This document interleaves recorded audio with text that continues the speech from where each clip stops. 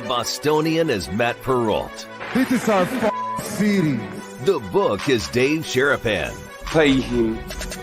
Pay that man his money. Together, they are The Bostonian versus The Book. You covered! You covered 12! I covered! Follow the show on Twitter at Boston versus The Book. How do you like them apples? Bringing you the best insight on sports betting news, Matt and Dave's daily picks, and an entertaining and unfiltered dive into the sports betting industry. Here's Dave Sherman and Matt Perrault. And here we go.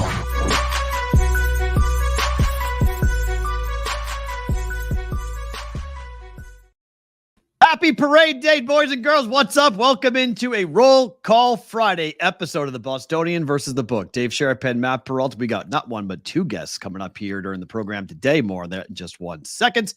Live on YouTube at Boston versus the Book and on Twitter X, same handle.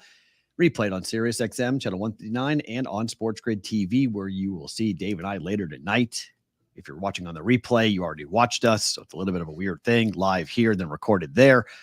But a lot of us on Sports Grid coming up here for today. How are you on this Friday, Dave? We are loaded up. We got a bunch of stuff to get into, including Jeff Sherman and Meg McDonald making her debut on BVB today. Yes, sir. I am great. I was up early, making calls, making connections. Did a show that will air in Pittsburgh on FanDuel Radio and the Odyssey app on Sunday, talking about baseball. And then I was flipping around the channels and I found this parade, and I was getting pictures and different things. And someone even asked me, did Matt go back to the parade? And I said, no, he did not. He's done parades. He's been there, seen that.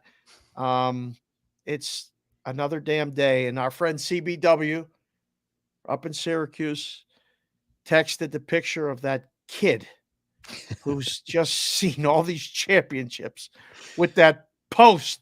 Well, you know, it started though, right? I mean, it's a historic thing. Like that happened in the middle of the Patriots run. Unbelievable. That kid got picked up because the kid had seen 8.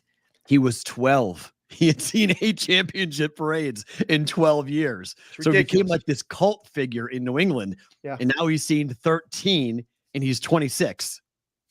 Like it's none crazy. Of it makes any sense when you start to look at it like that. And I'm like, wow, that's really, I mean, it's been a long time for a lot of teams. Sometimes for like you guys in Minnesota, which we love you. Check in and Roll Call Friday.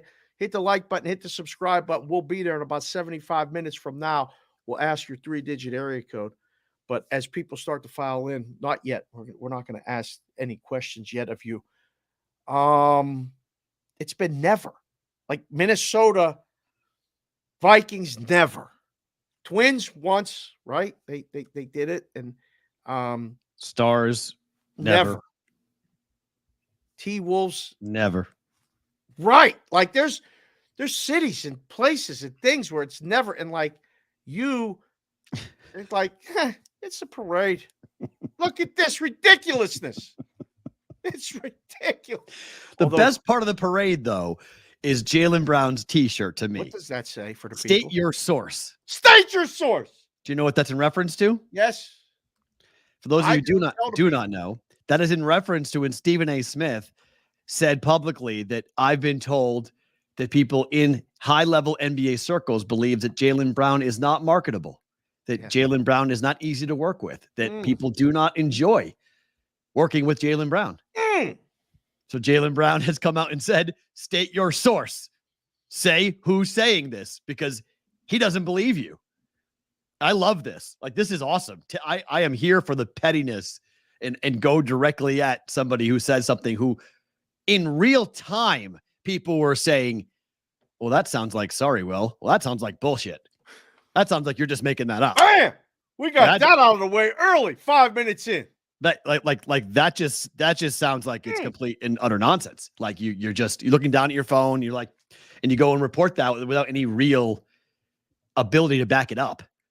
Yeah. And I don't blame Jaylen Brown saying, you know, man, that really hurts my overall brand. It hurts my reputation for you to say that on the biggest media platform without any real evidenced, Nah. without a name attached. Nah. Like Jaylen Brown can float out all sorts of things if he wanted to. You know, he could tip for tat if he wanted to. But what's the point of that? You know, coming out and saying, is he really worth $25 million? Is Stephen A. Smith really worth $25 million? That seems to be a bit of a difficult personality to work with. He might be a tough guy to market. I don't know. I don't know. I've been told that Stephen A. Smith is a pain in the ass to work with.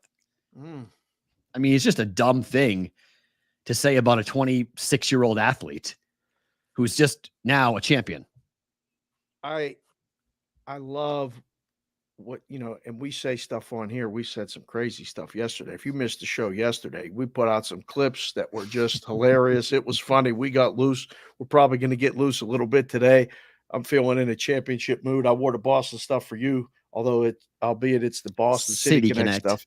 Yeah, which works. It works for me. I like it. The color.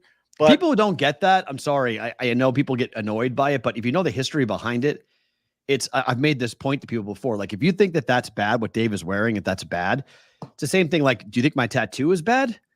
It's the same honor.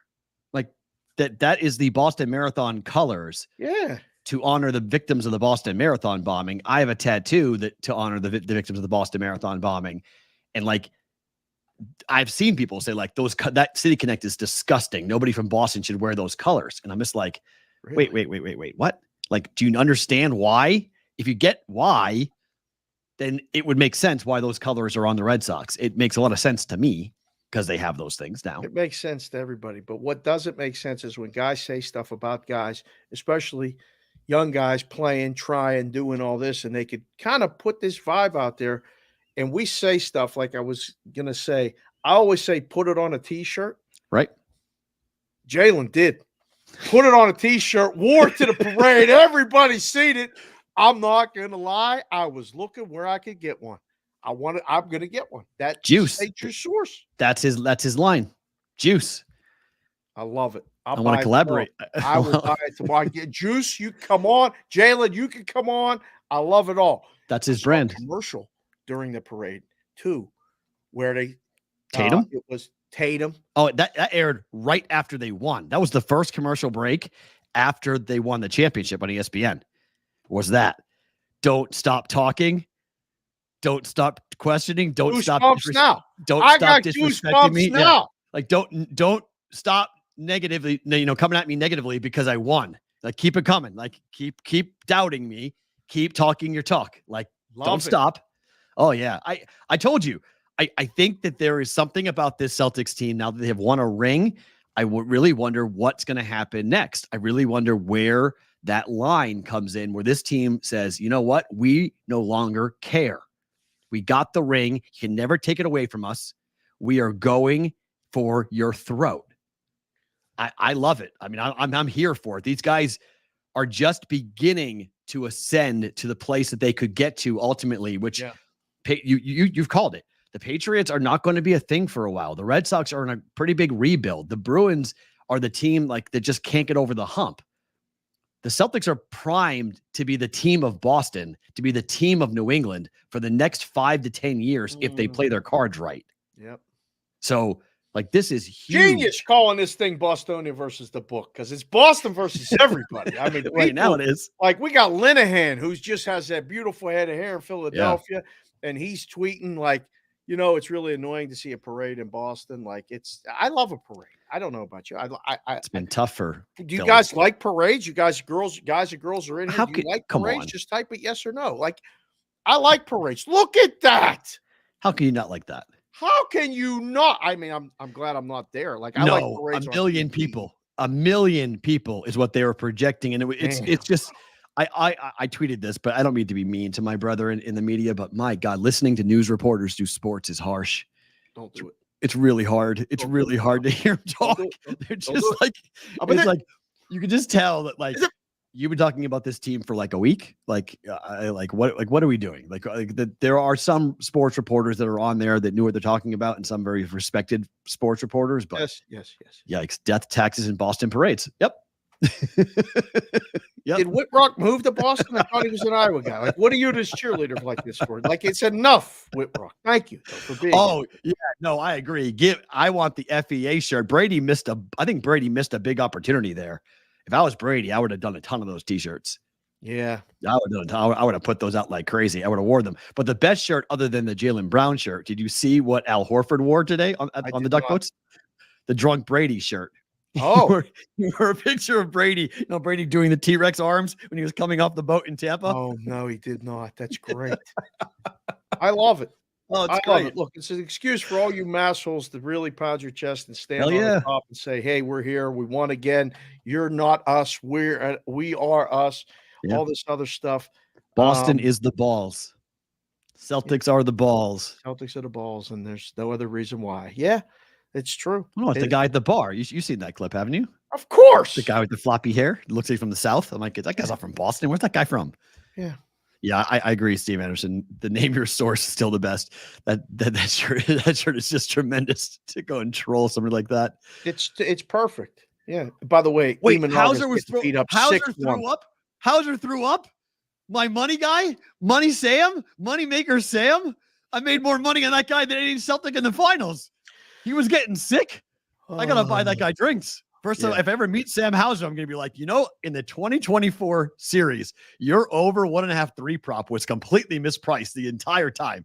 I hit that 4 times in 5 games with you. I'm in love with you. He's tremendous. Yeah, just wouldn't change it. He was getting sick. Well, they'd move the juice every time. It was plus 140, then plus 124, then it was plus 105, then it was minus 105. They kept on dropping it down. Right. Oh, yeah, that's awesome. He was chucking up mid. I mean, it is early. I mean, they started drinking probably at 9 a.m. So I don't know how excited I would have been to, really getting after it that early in the morning, 11 a.m. Eastern time when they rolled out. It wasn't that hot though. That's contributed to the people coming in. It's become also like a really kind of an annoying thing in Boston. This is going to sound super, super like uppity, but like you have to go to the parade now because people are going to ask, did you go? And if you say no, they say, why not? It's like, why didn't you go? Why didn't you go? Why didn't you go? Crowded. Traffic. It's too hot. I got something to do this afternoon. Look at the people. I hate people. I hate crowds. The pictures of Emerson Latzia in the middle of that crowd, I was like, yep, I'm good. I'm glad I didn't go home. Like, there's nothing fun about that. But one of my good friends, Rob Crane, was the GM in Omaha for the AAA team when I was there. He's from Boston. Him and I have been friends for years. He was on a duck boat today.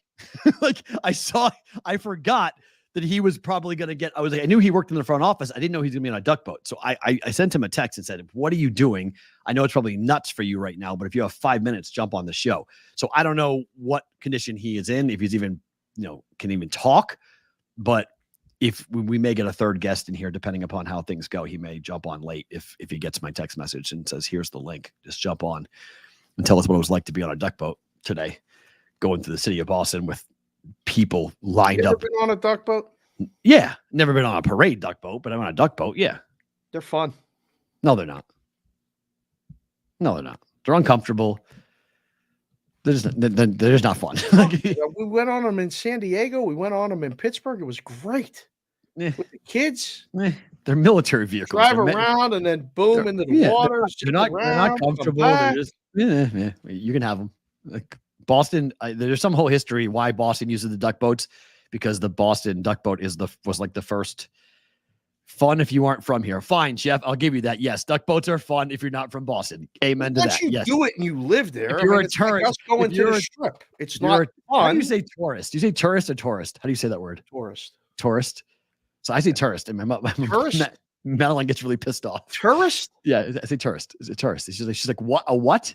A tourist? She goes, it's a tourist. It's a tourist. Put it in the chat.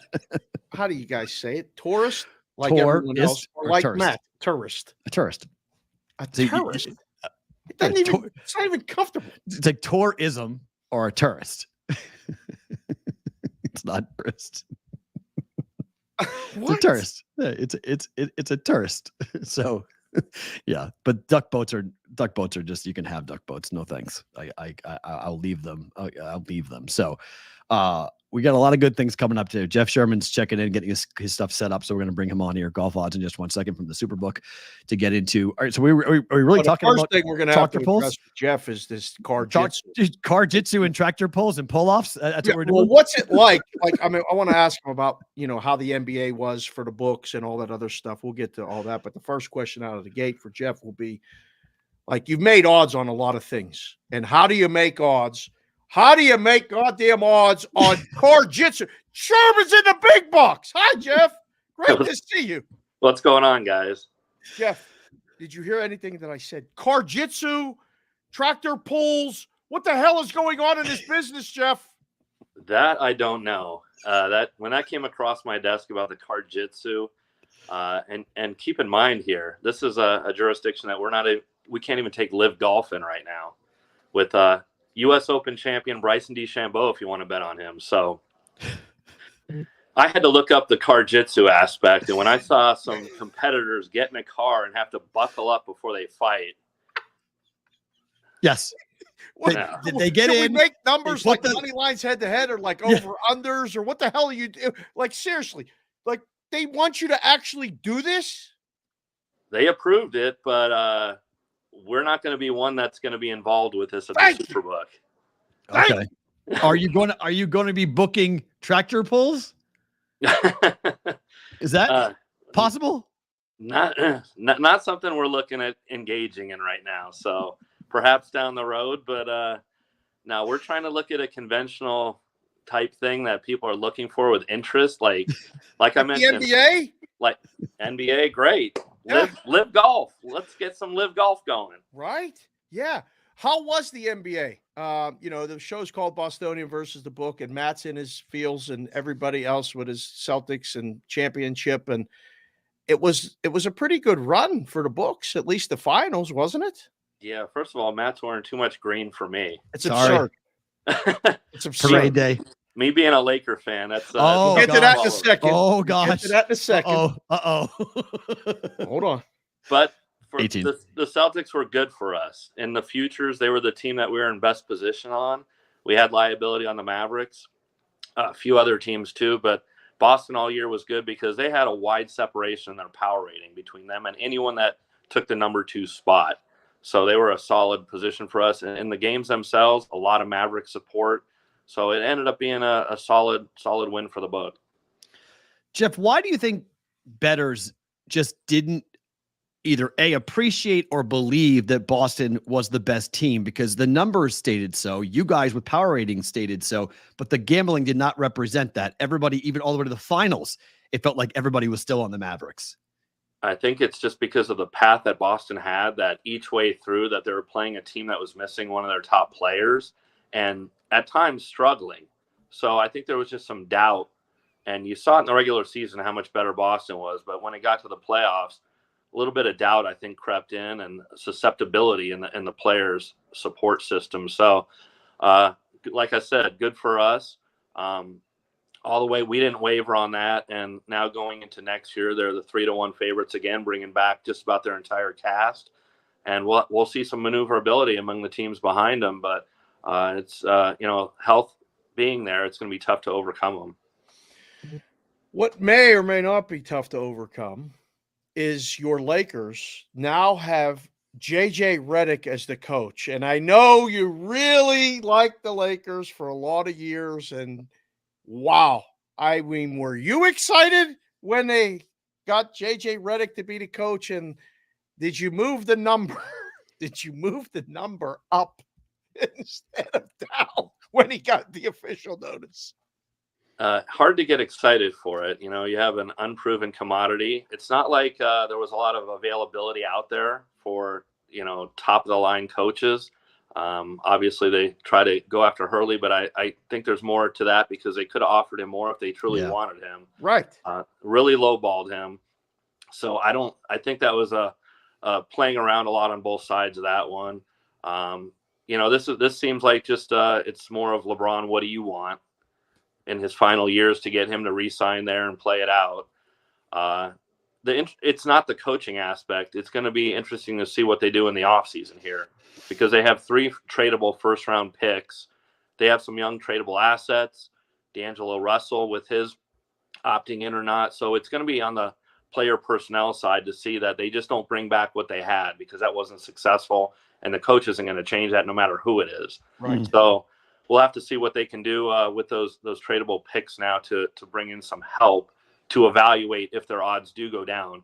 I left them the same because there are rumors in the trade circles about maybe a Trae Young or DeJounte Murray or somebody that can help them out. So there's no need for me to raise them if potentially they can get someone of that caliber. Yeah, we all know though number 18 is a long way away from the Lakers, so we can leave the Laker talk right there.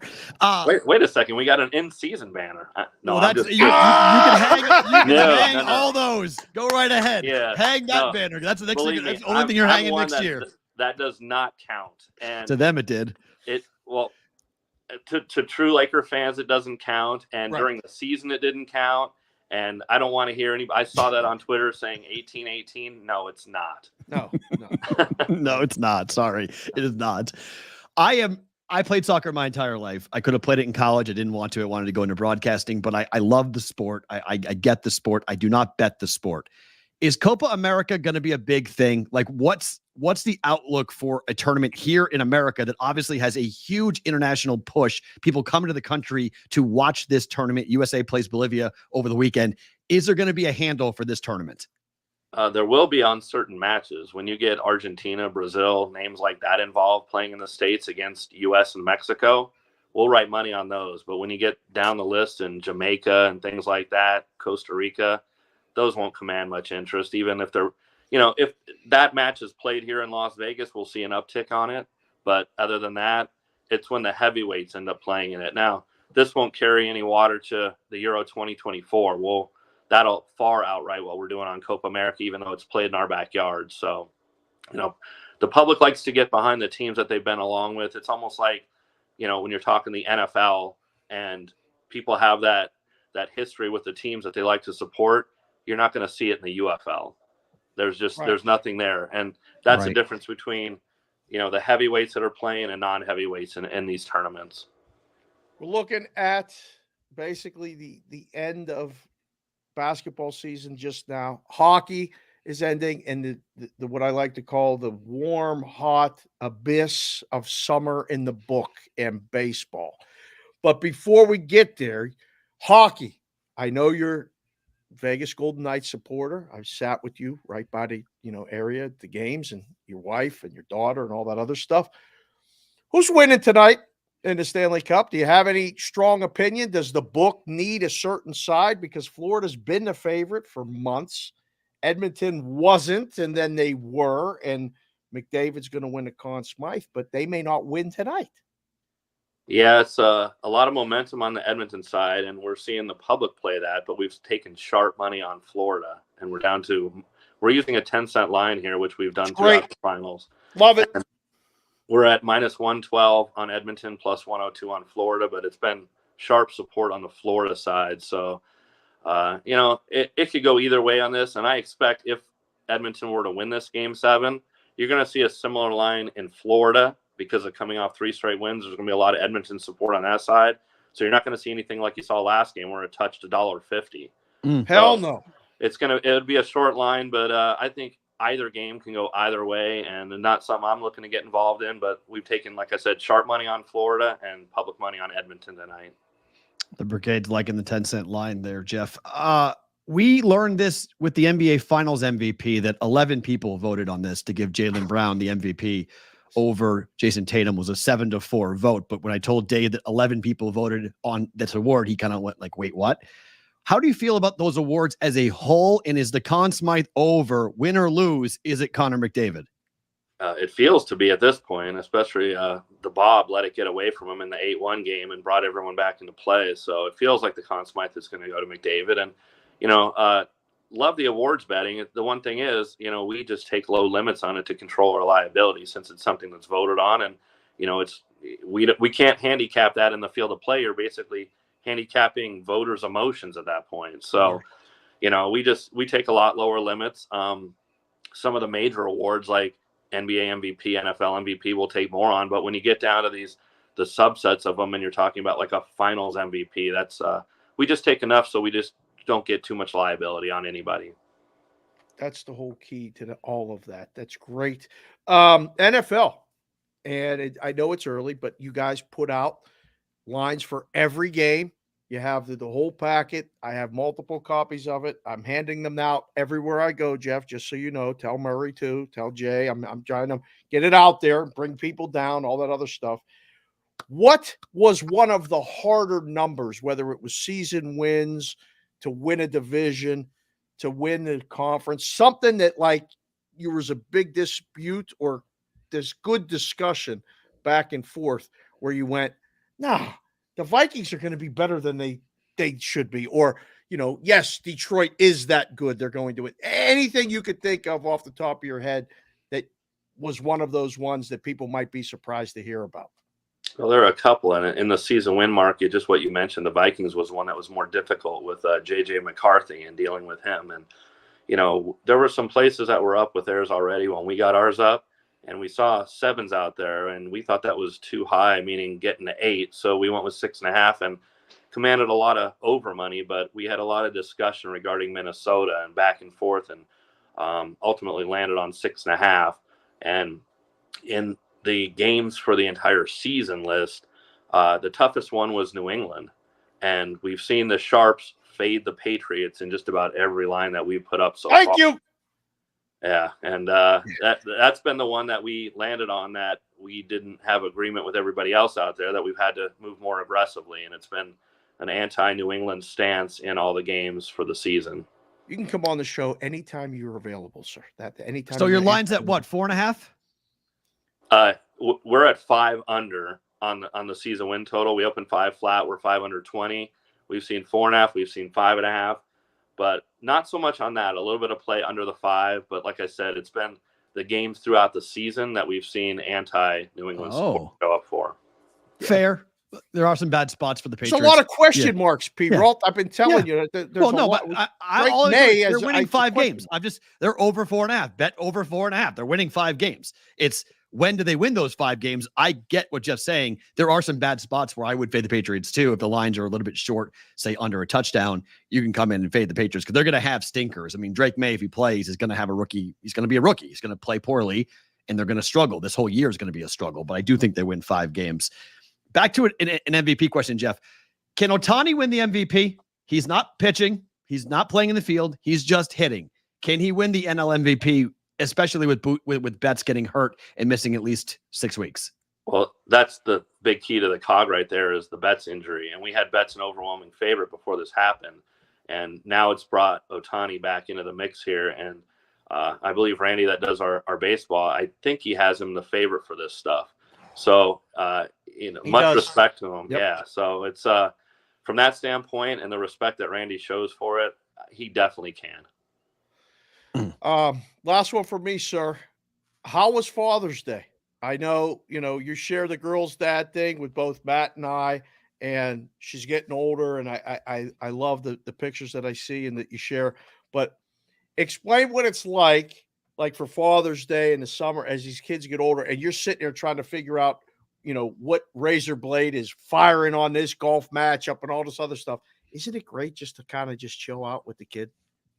It's amazing. We just went to Montana a few weeks ago and brought her up there to hang out with a buddy of mine, and she got the opportunity to ride some horses. So that was nice for her. And then, wow, are you a horse rider? Me? Come on. Yeah. Do I look like one? No, I'm not a horse guy either. I'd be surprised if you're out there riding horses. No, we got her the boots and the cowboy hat and all that stuff. And she got up there, what a baby doll she had to look like. That's great. Phenomenal. And that's what she got me for Father's Day, was for my phone case a picture of her in her cowboy getup. So, wow. All right, very cool. It was fantastic. It's always nice that, and but it seems like every day is Father's Day around here with the love I get from her. So it's awesome. It's the best. Phenomenal. I can't let you go. Your handle is Golf Odds on Twitter, so I can't let you go without asking you, what's the final score going to be for this thing in Connecticut? They're at 13 under right now on Friday. It's absurd. Man, you know, we put up 18.5 under for the winning score, and we saw some over support for that. So they didn't think it would quite reach there. But last year was 23 under, and it looks like it's going to get into the 20s here. You know, outside of what Tom Kim's done at 13, though, the other ones have a little bit of work to get there because you're not just going to keep up what you did the first 2 days over the 4. They changed things up, the pins, all that. So if I had to guess, I'd say right around 20 under right now. So it's I love the U.S. Open and things like that where we see the challenges. Memorial was fantastic, where the winner was less than 10 under. I wish we had more of that. I just don't like to see when they go out there and just take these courses apart and get to 20, 25 under. I'm with you. Jeff, thank you for the time. This was fun. Let's do it again soon, all right? All right, thanks, guys. Save us a spot for the Open Championship. That's the next time I'm going to reach out. We'll have you on Open Championship week, sir. Thank you. Sounds good. Thanks. Very cool. Jeff Sherman joining us from the Superbook here on the Bostonian versus the Book. Good to get him on the program, talking golf, talking everything with us here on BVB. That's Jeff's second time on the show, I believe, right? Second time coming in. Yeah, good stuff. Thanks, Jeff. I agree. Yeah. Good to get him on the program, talking golf and everything else. Westgate, obviously, signups begin July 1st for the Westgate Super Contest. So they got a lot of stuff happening this summer here as their countdown goes. 12 days, 13 days away from the start of their contest season at the Superbook. Meg McDonald will join us here in a couple of minutes. But, I mean, what do you think the final score? Kim's at 13. Morikawa's at 11. You got Schauffele at 10. You know, Hoagie's at 8. Finau's at 8. Is he in at 13 or he can go lower? No, he's in. Yeah, he saw 500 today, round 2. Jeff's number of 18.5 is pretty good, but it's probably going to be 20, right? 20 or 21 is my first. It's supposed to rain, though. There's rain. There's rain in the forecast. Okay. They're going to eviscerate this course over the weekend. That's why I asked, because there's rain. That's the thing with watching the parade on the Boston media. Like they were worried because there's all storm systems coming through. They're like, get this thing in now because the rain's going to be here pretty much like, you know, for all of tonight. So there's going to be rain on the course. You know, in Connecticut, they're going to get rain. So tomorrow, if it doesn't rain, it could be difficult. If it rains, they might destroy that thing tomorrow. Just pitch darts. And like when it rains, you think, oh, that might mean higher scores. That means lower scores, guys. Yeah. They start shooting. The greens are better to hit. Right. They shoot right at the pin and it stays like a boom. Yeah. And they're magicians with the golf clubs. If it rains and it's not raining during, they'll probably go 22 under, something like that. I mean, it might shoot the same score. I don't want to say 13 and double it 26. I would go under 26, but 22, 21, somewhere in that neighborhood. Guy on Sport Trade has 73,000 on Kim not to win. Oh, uh-oh. Wonder if he's sweating. I can guarantee you he's sweating, Rock. Wow. Wow. To win, what was the get back? Like a nickel? $500? Right. At most, a dime. It couldn't have been. I mean, that Sport Trade app, the tape is really cool. I find myself scrolling it way too often. Like just seeing, what's this? Oh, what's that? Oh, what's this? It's very, very cool. All right. So Meg McDonald will join us here in a couple of minutes. What happened last night? Did you see the Reggie Jackson comment on Fox? I watched it 10 times. I showed the kids once. Really an important thing to listen to, Reggie. And it wasn't a question that I thought Alex Rodriguez expected that answer. But nobody expected that answer. But I really appreciated Reggie talking about the difficulties about playing baseball down there, talking about what had happened.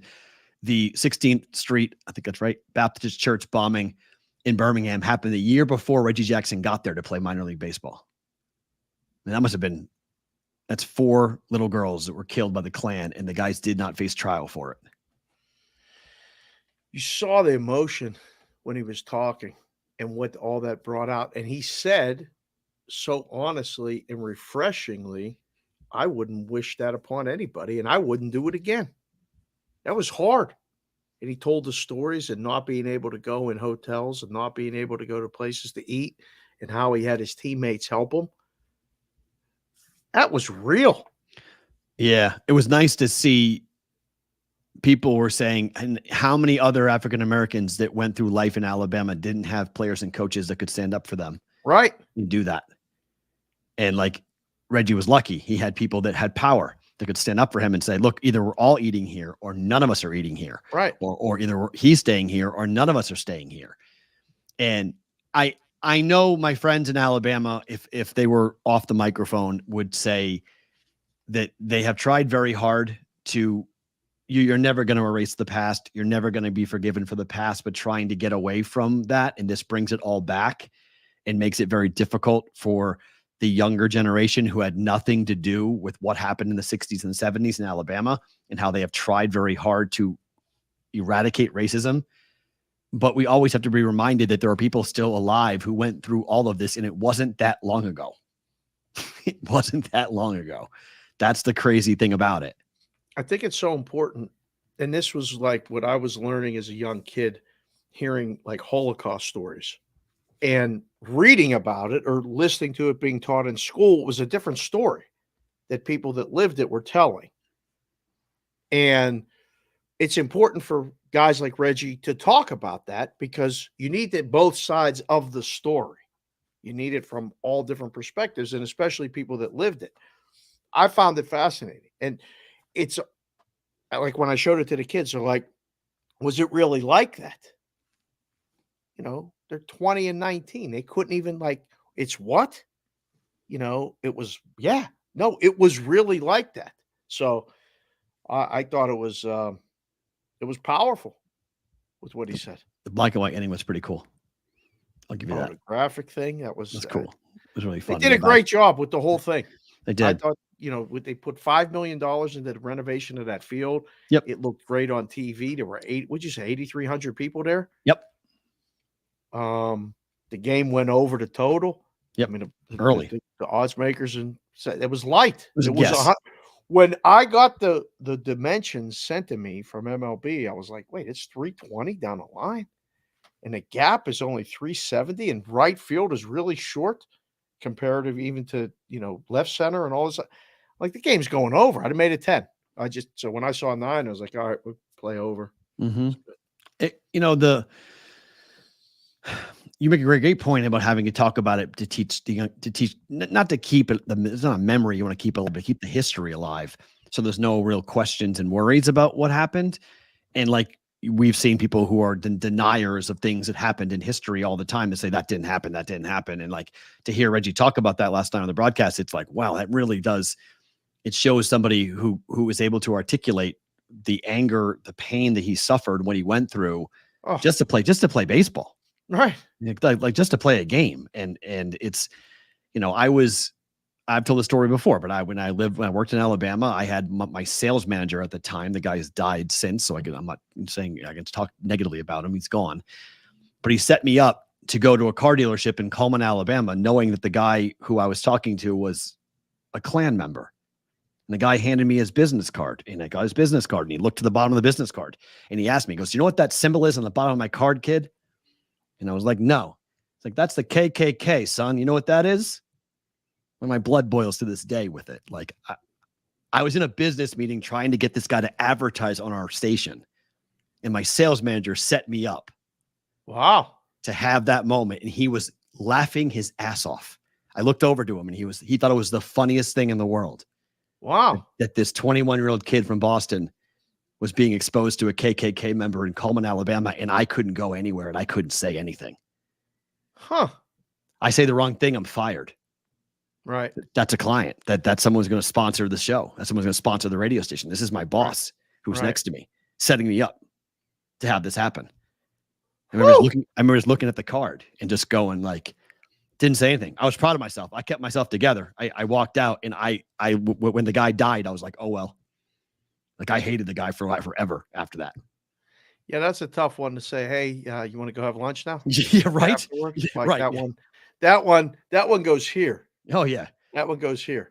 It was, you remember. And Bach and Franz can both tell you horror stories just like that, because all three of us went through it together with that guy.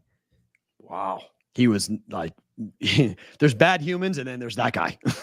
Right. That guy was, and he had a massive heart attack and died when he was like 50 or something, like 10 years ago. But it was, pre-tattoo. Yeah, JC. Yes, it was pre-tattoo for me. Yes. It was pre-tattoo. Well, if I had the tattoo, I would have been looking at it the entire time going, shut up, shut up, shut up, shut up, Right. shut up. Right. Like, not funny, not funny, not funny. So really powerful moment last night on baseball. All right. Making her debut on BVB. You and I have done her show like a million times. So this is super fun to get Meg McDonald on the show here in DC on BVB. Meg, Matt, and Dave, how are you? Welcome to the show. I'm good. Yeah, super excited to finally be invited onto your guys' show. I've been waiting months, years for this invite, and I finally got it. So I appreciate it. It's great to see you. It's not so easy because you're very busy now. Sarah made it like, oh, Meg will just be available anytime you guys ask, whatever day. And it was a little difficult because now, not in addition to By the Book, you're doing this Washington Mystics thing. Yeah. Where, tell the people a little bit about that. You're now part of the W and doing W content, no? Yes, exactly. Part of the W, and no better time to be part of the WNBA right now than now. So super, super excited to have the opportunity. I do sideline for the Mystics home games, and then I also host the Mystics magazine show called Mystics Courtside, which is like behind the curtains, get to know the players. We shoot about a month, 1 to 2 to 3 times a month, basically, depending on the schedule. Obviously, we'll take a break for the Olympic break, and when they're gone, the schedule is always changing. But man, does Monumental Sports Network keep your girl busy because we stay up by the book every day. So I'm like, I don't have a day off over the next 14 days because we have home Mystics games. We taped our 3rd episode of the magazine show yesterday morning. So it's been a lot, but no, super, super grateful to have the opportunity to be part of this total momentum shift when it comes to women's sports. So I got to ask you, you were a gymnast in college, right? Mm-hmm. Correct. So how tall are you, Meg? I am 5'2" and proud. Okay. All right. I'm proud. Is everyone you're interviewing they're all you're holding the microphone up this high, right? Yeah, that's correct. It's so funny you mentioned that because my first game doing sideline, game 1 at home, we do a walk-off interview with probably the leading scorer at the half, basically. So first half, we do the walk-off interview, and I just so happened to be set up with our big, Steph Dolson, who is 6'6", is humongous, and she had a great first half. So this is what we're doing. There are no questions that need to be addressed because it's a walk-off. So it's game time. We got to go. And she could not hear me because she was so high. So thank God she's so cool because it's so loud in there. The arena's a little bit smaller than what you would have for an NBA game. Obviously, we're not inside Capital One. We're at ESA in a different part of the district. And so she comes down to my level, and I'm so grateful for that. She's like, I can't hear what you're saying. So she dips down all the way down to hear me, and I'm grateful for that. But yes, they are a lot taller than me. And then by game 3 or 4, we also do an interview coming out of the half, leading into the second half, the 3rd quarter, if you will, with the coach who did the scouting report for that respective game. Okay. And it took him a couple games, but now I stand on a block. There you go. Interview the coach. That's the Megan O'Leary move in the UFC. That's what she sits. Megan stands on a big box whenever she's interviewing taller athletes. She's always on a little platform to stand up. You mentioned that the games aren't at Capital One, but you did have one game on June 7th at Capital One when the Fever came in with Caitlin Clark. What was that atmosphere like? And overall, what have you seen this season with the W, with Caitlin Clark, Angel Reese, and the added attention the league has had? First of all, the atmosphere was outrageous because there was such an interesting combination of cheering for the home team in the Washington Mystics and also cheering for every single bucket Caitlin Clark made, which was a lot. She finished with 30 points that night. So it kind of felt like a win-win, I guess, when it comes to that, because just the whole time the place was going bananas. So it was outrageous, sold out crowd. I believe it sold out in 30 minutes, which is crazy, which is why when the Fever come back to town in September, I believe, we are moving back to Capital One Arena because the tickets are just they're insane. Everyone wants to see Caitlin Clark, and I totally get it. Now, the conversation surrounding all of the rookies almost feels like a delicate one. Mhm. Everyone's mad about something, and you never know what they're mad at because there's so many things they're mad at. So depending on who you're talking to, it's just kind of a touchy subject. I don't think it needs to be. I think there's room for everyone and we can lift each other up, and there's only room to grow. I will say I had a chance to interview Caitlin Clark that day at shoot around for the Fever, of course, when they were in town here in the district. And how composed she is at like 22. She is 22 going on 42. Like, I was so impressed with how she holds herself. And a 22-year-old does not want to be answering all of these questions every single day. And she does it with a smile on her face. And not just that, she's very gracious with her time. Like, I couldn't believe, because you guys know, I mean, you've covered sports for how long? You've been in the business. Athletes, if they're not in the mood, they are, here's your answer, in and out, I'm done. She's not like that at all. And you just know she doesn't want to be answering all these questions, but she will give a thought out answer to you in a respectful demeanor. And I just thought that was really impressive. So, touchy subject. Everyone's mad about it, but I just think there's room for everyone to shine here in the WNBA this season. It's crazy because you're doing that stuff, and that is more just the sport and the media stuff, but you're doing by the book, which is the gambling stuff. Right. Are the worlds melding there a little bit? Like, is the people ask me all the time, do they actually take bets on that? Like, there are people, the interest level, even in the subject on by the book, you got summer content. You could do all summer with that stuff, right? Because people are talking about it, not just from the rookies and Caitlin Clark, but like, hey, they're -4 tonight. I kind of like that.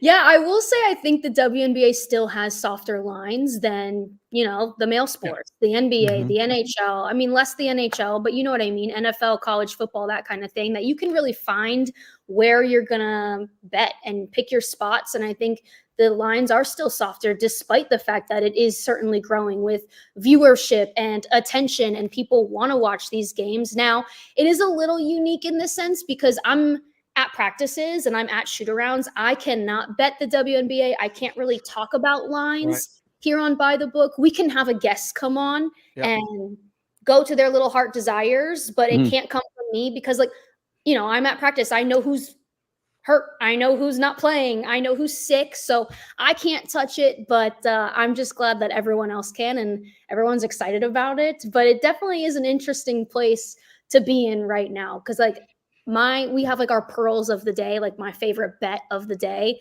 and I can't talk WNBA at all. So it's just adding on a layer, really leaning into the National Hockey League in this Stanley Cup final, and we need a game 7. We need a game 7 for sure. All right, Meg, we don't get enough females on this show, so I have a question for you because I have the guy perspective, but I need a female perspective on this. This is Lily King last night. She just qualified for the Olympic Games. She's still in her bathing suit. Yeah. She just came off the pool where she makes the Olympic team, her life desire, her amazing, and her boyfriend hits the knee and proposes to her where it's on TV. Are we pro or con this moment where she's having her career accomplishment, but he tries to step in and take some of the shine off by dropping to a knee and proposing to his girlfriend? Matt, the biggest con. I mean, what are we doing? And I don't know what your opinion was. I imagine we're probably on the same length here. I hate that so much, but I also, not to sound like a curmudgeon, because I don't want to come across that way. I hate sporting event proposals in general. I think they're corny. I think they're overdone. Yep. You're forcing the person to say yes. She's not going to say no in front of the crowd and the jumbotron and the camera in her face. So I don't love that. I think it's already supposed to be a moment between two people, not 30,000. But this is just adding on another layer to it. How do you not know the self-awareness it takes is so minimal to know this moment isn't about you. It's about her. We're idiots, Meg. Ruining her moment. Dumb. Every woman I've asked this question to, they've gone, wait, that's my moment, and you're trying to make it about you. Ridiculous. Uh-oh. I hate it. Yeah. Red flag. Don't do it. Say no. Don't marry him. So for the guys in the chat and the girls in the chat, everybody that doesn't know you, you went to Nebraska, right? No. Where'd you go to school? Where did This you is go to so school? funny, Dave, because I know you went to Penn State. Uh-huh. Where did you go to If school? she had gone to Nebraska, I would know this, Dave. Yeah, Where did you go to school? I went to Iowa State, which is not the same as Nebraska, my friend. Which is a they're right next to. I just get confused. Enemy. That's like saying you went to, I don't know, Pitt. Yes. I know. I know. I was told originally that you went to Nebraska. Are you from Nebraska? No. You're from Iowa. Over 2, Dave. Over 3, Dave. I'm trying to get the background of how you ended up at Iowa State. Where she's from. Okay. It's easier. Meg, where are you from? Okay, I am from the DMV, so Northern Virginia, right You're outside. back home? I thought you. Oh, I know. What a blessing. What a full all misinformation I got. Unbelievable. Too good. Oh, yes. Man, that's funny. But I covered Oklahoma for 5 years. Okay. So I don't know if you're like mixing up Nebraska, Iowa State, Oklahoma, because they're all mixed in flyover. It's all the same. How did you end up at Iowa State is the better question. That's the better question. The better answer is a full scholarship, baby. That's what happens when you get recruited for a gymnastics scholarship. I had a couple offers coming out of high school, but the second I saw Ames, Iowa, what I loved is, ironically enough, we talk about like the growth of the WNBA and women's sports just on a high right now. Mm-hmm. What I loved about Iowa State as like a 15-year-old in high school getting recruited is the whole fan base cared about women's athletics. Correct. And they show up for women's athletics. And I just thought that was unbelievable because we didn't see that 10 years ago. You know, I'm dating myself, but I went to a gymnastics meet and it was amazing. And part of that is because the state of Iowa doesn't have professional sports. So that certainly helps. But we care about Iowa State and Iowa and that rivalry. And anytime we competed against Iowa, sold out crowd, like the fans were so into it. And it wasn't just gymnastics. It was women's basketball. It was volleyball. It was softball, where these fans were passionate about women's sports. And I just thought that blew my mind. I loved it so much. I committed on the spot the second I saw the school. Wow. Did you like Saturdays in the fall? Oh my gosh. You just can't. Well, okay. So wait, you were in school 10 years ago? I was. Yeah. What year did you graduate? 2014. Oh, I just missed you. Oh, that's funny. I covered Iowa State to 2011. So I was in Des Moines from 2009 to 2011. So I spent 2.5 years covering Iowa State. I loved it. It was really fun. I got a chance. I went home to Boston after that, but I was working for KXNO in Des Moines doing afternoon drive with Ken Miller, a guy whose name you may have known or not, but I was doing with him for 2 years. So I covered Iowa State and Iowa. I was at every Iowa State home game. I was at most of the Iowa home games. So yeah, Saturday's unbelievable. Tailgating. Are you pro tailgating? Wait, I'm assuming you went to an Iowa State game, right? Yeah. Oh, big time. Yeah. Who tailgates better? Ooh, that's a good question. Okay. I have an answer to this. Iowa State, I will say the fans, I'm probably biased. Probably. The fans to me were always a lot friendlier than the Iowa fans. Wow. It can be a little dicey. Like you want to get on their bad side. But I will also say the Iowa fans out-party Iowa State fans. So they're a little more liquored up, I think, than the Cyclones, which means they're like a little meaner. Have you ever called anybody a tavern hawk? Did you drop a tavern hawk on anybody? I've never even heard that term in my life. Wow. But you've heard of a cyclone, though, I'm assuming, right? Okay, that I've heard. Yeah. So you've been called a cyclone. Okay, so then no, never. That's a tavern. The tavern hawk is the retort to a cyclone. Okay, well, you know what? That proves my point that I knew what they call us, but I didn't know what we call them. Oh, they're meaner than we are. Yeah, excellent.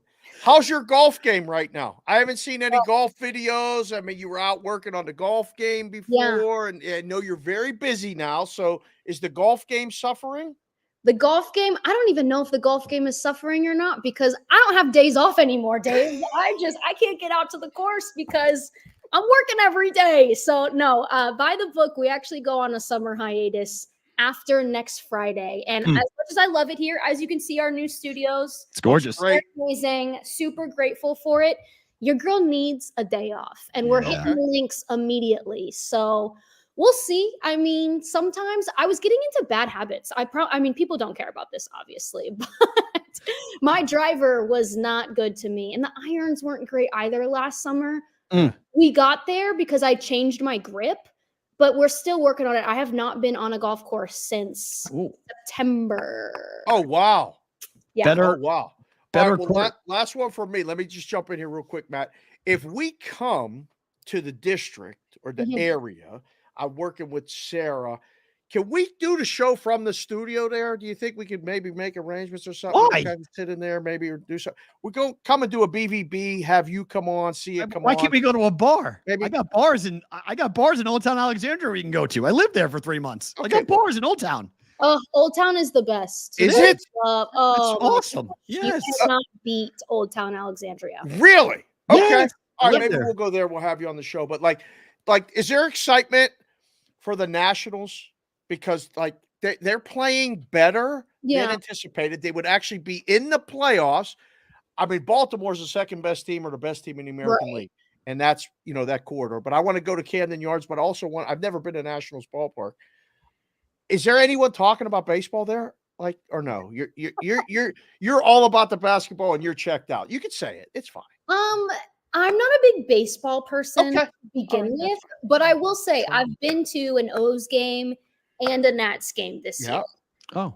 And as much as I love the district, I love Washington, D.C., you cannot beat an Orioles game at It's the Kansas. best. I mean, the vibes, like get an Orange Crush across the street at the bars over there. It is so much fun to be at an O's game. And now they're so good. I mean, know, it's like next level where I don't know, I feel like the Nats, it's like, we're just happy to be here.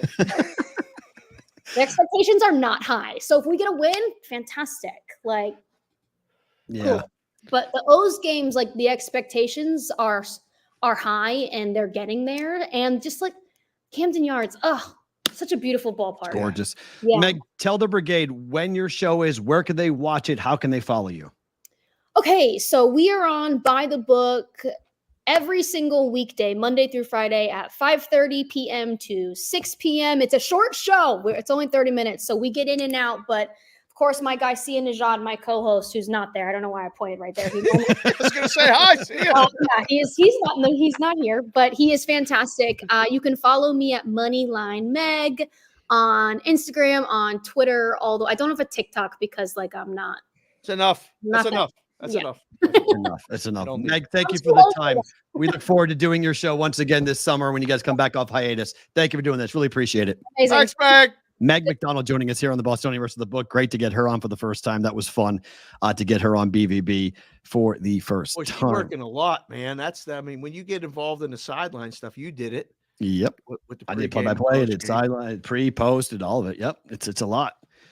It's a lot. I mean, yeah, we're not doing a show from their studio, Dave. We're going to Old Town, and we're going to go to the bars down there that I know. Come on now. She greenlit the whole thing. I've never been to Alexandria, Virginia. Oh, Old Town is tremendous. I lived there. I told you I lived there. So I know, but it was a short time. And it was 3 months. Yeah, I moved. It was a temporary stop until I got the job in Alabama. Right. I went from Charlottesville to Old Town for 3 months and then moved to Alabama. That Huntsville. story's wild about that sales manager. Right? Yeah. Brian Pitts. What's his name? Yeah. It was accordingly. The last name fit. Right. Ooh. Bach and I still talk about it to this day. It's incredible. Hazard pay to work for that clown. Wow. It's a bad deal. I'll never forget the laugh when he was laughing at me. I was steaming when that happened. Oof. Not good. All right. JJ Redick is the coach of the Lakers. He's getting a 4-year deal on this. The fallout's interesting, Dave, because there are some that are really trying to hammer this, saying it's a horrible idea. Others are saying this guy's got a tremendous resume, played for 15 years, was a broadcaster and showed a high basketball acumen. LeBron likes him, buys in. That's how he got the job, was appearing on JJ's podcast. What do you make of this? Is it as big of a gamble as some people are making it out to be? No, I don't think so. I'm all for it. If the guy meets the job requirements, however he gets there, he gets there. Right. And I think do I think he's going to get to the end of the 4 years? No, I don't. I mean, fired, let go, quit, fired, all of the above. Okay. They pay coaches now to go away just as quick as, I mean, it's crazy. Yep. What's happening in a lot of sports, not just the NBA. So if it don't work out in 2 years, or LeBron's done or retires or whatever, they're going to blow it up. Like what's going to happen in the next 2 years if he stays? I don't know. Maybe he does. Maybe he doesn't. Maybe this is the start of a long coaching career for JJ Redick. I think he's pretty good at the media stuff, to be perfectly honest. He's tremendous at it. I think he's great. He's tremendous. So, yes. You know, to get back on the court and get involved in all that other stuff. I mean, I don't know if it's a stopgap, temporary hiatus. I want to say I tried it. I got a job to be the head coach of the Los Angeles Lakers. Who wouldn't say yes? It's true. I mean, he's got a monster contract, a 4-year deal. It's a 40-year. It's $40 million, right? $10 million a year. I mean, it's an unbelievable contract. I mean, yes, but you're right. Monty got canned after 1 year and got the bag from the Pistons. So it could be temporary. That's true. If it blows up and doesn't work well at all, and he doesn't fit, and then LeBron hates him, and it's all a mess, then. But they're really just trying to put a Band-Aid on this thing. They're just trying to, get to the end of the career of LeBron James. Just trying to make it somewhat. I was on with K-Dub yesterday, and he put the thought in my head, is there a possibility that even with this move that LeBron signs somewhere else? Could be, sure. Yeah, it's possible. Lakers are going, it's up to LeBron. I mean, LeBron really did say outward, like, that's why LeBron has said publicly, do not draft my son, because there's no guarantee I'm staying. He said to that publicly, he said, don't draft Bronny, thinking you're going to draft Bronny and keep me. There's no guarantee of that. He doesn't want to go through a rebuild. Why? So, at his age? What if Dallas drafted him? Drafted Bronny? Said, come down here. Possible. Come down here and finish the last 2 years with Luka and Kyrie. The Knicks draft him. All together. The Knicks draft him. Or the Knicks, like that's what K-Dub said. If they know, bring back the East Coast, I'm like, oh, man. Yeah, we'll find out next Thursday. We'll find out what happens, because he's not going Wednesday. I mean, he's not going to the first round. So, no chance. No. So we'll find out Thursday if he gets drafted in the second round, what team takes him. I mean, Bill Simmons is getting dragged for his idea, but I think it's hysterically funny. Do you hear Bill that the Celtics should draft him at 30 and hold him hostage for the Lakers and make him trade an asset? Saying LeBron James's son at 30 is more valuable as an asset than any player that Boston could draft at 30 in the NBA draft. Did you ever play sports with your brother? Yeah. So, like, because we had a rule growing up, the brothers had to be on the same team. Yeah. So, like, the little league team knew if they drafted for me, my brother, brother. It was bad. It was for my brother. It's one thing he will tell you. It was one of the most difficult things in his life because he hated it. Because with you, he got drafted. I was 11. He was 10. Yeah. He was on my little league team. Yeah. And I played and he did not. And it basically ended his team sport career. He hated it so much playing with me for 2 years. Really? I was one of the stars of the team. I was a center fielder, pitcher, catcher. I played up the middle. I batted first. Like I was an all-star both years. Like I was a good baseball player. My brother wasn't, and he was on the team because I was on the team, and he hated that he got put on the team just because I was there, and he was always Matt's little brother. It was never Ben.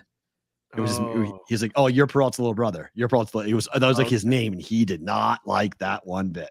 See, we had the opposite effect when I went. A lot of times, that meant Brother Dan was along, and Brother Dan was a beast. So they're like, oh, we got the Sherapan brothers. We're going to be good. And we won a championship all throughout minor league and little league. Yeah. We were good.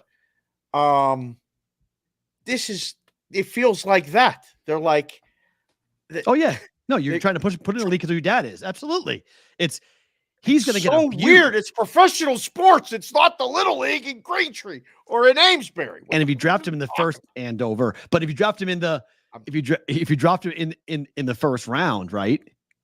It's a guaranteed contract. I mean, Bronny's a guaranteed millionaire. So, like, it's a big deal. If it goes in the first round, it's a big deal. Second round picks get tossed all the time. But first round pick. The whole story is unbelievable. It's just so. Because he's not good. I mean, Bronny James is not good. Like, he's just not good. Like, so that's the problem that, like, he wants it. He's a high-level D1 basketball player, but he should have stayed in college. Like, should not have come out. Should have stayed right where he is, where he was at. Guys are putting in the chat if they played. If you played with your siblings, boys or girls, put it in the chat whether you did. Chef Benny said, I had 2 brothers on my basketball team. We won it all. Can you imagine the Chef B boys rolling out there like that, doing their thing? That's my brother. Good. My brother was an unbelievable athlete, unbelievable gymnast. Was not good at baseball or basketball. My 2 best sports he was really bad at, but I was awful at his sport. My brother was an 8th grader on varsity for Andover High as a gymnast. Like he was like he could have gone, and if he stuck with it, my brother could have gone far with it. He just didn't want to do it. And then they went 4-9 in lacrosse. Oh, not every sport. Yeah. No, me and brother Dan, we was rolling. We did a lot of good work together. By the way, Imanaga got lit up today. 10 earned runs to the Mets. They left them in for all those runs. Skeens is now the odds-on favorite to win Rookie of the Year. Adjusted odds. Legit. It's a bad start. That's a bad start on that. We talked about that. The second time through the league. Yeah. A little tough. Well, he also Imanaga hadn't faced a lot of really hot lineups, so the Mets are hot. Mets are smoking right now. So you got to line up the team. And he got hurt a little bit, right? Like, so he was coming back and missed a start. Don't know if he's fully healthy, but he got smoked today. Crushed.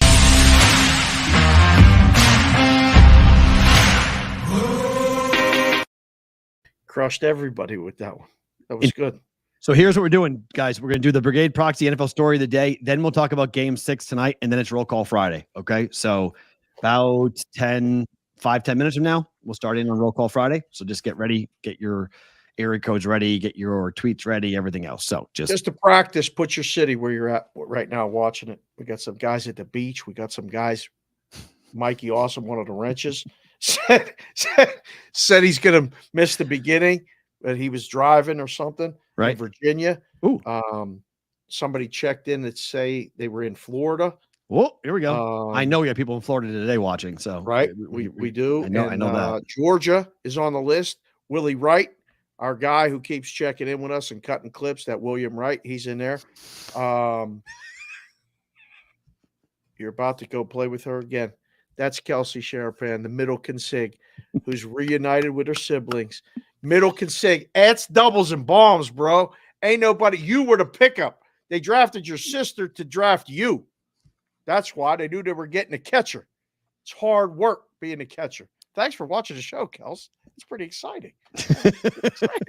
We got a big audience today. 702-570-8255 is the text line. You want to contact us for the Brigade Proxy Service, or you can go to the website, thebvbshow.com. You can leave an email there for us. You can also send us a note about anything you want on that website as well. But if you want to sign up for the proxy service, text message is always approved or appreciated. 702-570-8255. And for the hats this weekend, I got the hat guy on a button ready to go, because we might have to have some hats made for you to take back to Boston area and things like that. Doubles and bombs all day, baby. You're right. What am I doing? I'm taking hats back to Boston? No, not yet. I ain't told you yet. What am I don't know yet what you packing and all this other stuff. Listen, I'm packing heat, boy. I'm packing. Send you walked into that. The text request with the hat, base color hat, what you want to be. I'm running errands while I'm home. What is this? I'm just saying. This weekend's a very good weekend to get this done. I got the guy ready to go. Next weekend. I did the scouring of the inventory. Yeah, that's true. You have stash stuff there. That's true. I have done like a squirrel, put some stuff away. So if I get this request for this or that, it's there. So put that in the text request. Email us. Too many jokes. What's the email? askthebbb@gmail.com. Correct. Too many jokes. Just go to thebvbshow.com and leave a message. Or thebvbshow.com, which goes to the Brigade Proxy email as well. So, yes, all of that is available. To everything. What's the proxy story today? Is there a hat single, bad single? I don't know. Maybe there needs to be. All right. So reports are out. The Jaguars are set to play up to 3 home games in London in 2027. This is really strange. This is a third of their home games. What are we over in London? Yeah. I thought they're going to vote. The city council is expected to vote in Jacksonville for a renovation that's going to be millions and millions of dollars. Like, this is either intentionally being floated as either build us the stadium or we're going to put even more games in London, or this is the stupidest negotiating tool or technique. Because if I'm the city council of Jacksonville, I'm like, wait a minute, guys, how many games a year are you going to play in this city? 6? No, we're not giving you $500 million to build a stadium. Sorry, not happening. The Super Bowl ain't coming back anytime soon either. They had their one Super Bowl, right? Yep. And not that you have to sell the media on having the Super Bowl there, but the media can then tell everybody how bad it is when it's not good, right? Like, and I remember that. I didn't go to that Super Bowl. Been in Vegas for too long, but like, no one was like, wow, the Super Bowl in Jacksonville was awesome. No, it was horrible. It was horrible. Horrible. So, like, it ain't coming back anytime soon. This sucks for people that are like, do you think they want them there? I don't know. The debate now, or the deal includes an option for the Jaguars to play up to 3 games total in London over 25 and 26 while they renovate the stadium.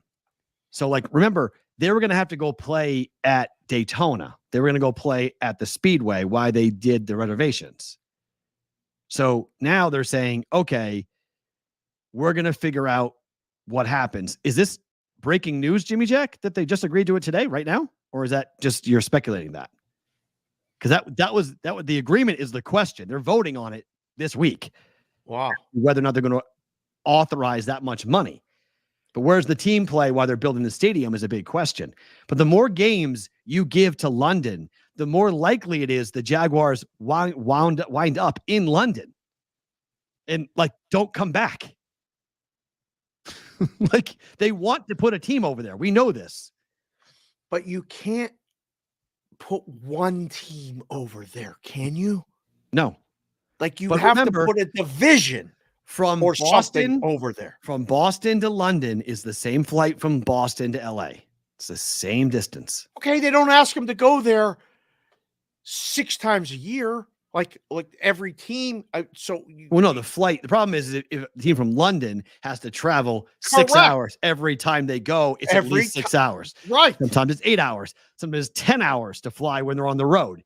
Yeah, I don't know how you do it. I'm with you. I don't know how you do this to make it. And yes, LA to London is a rough flight. There's no debating that. That's a really hard flight to make. It's a long, long flight.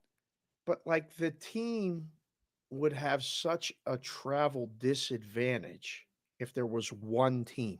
Yeah, it would be, and they're going to add another game. Yep. I mean, it's going to be 9 home, 9 8 road. away.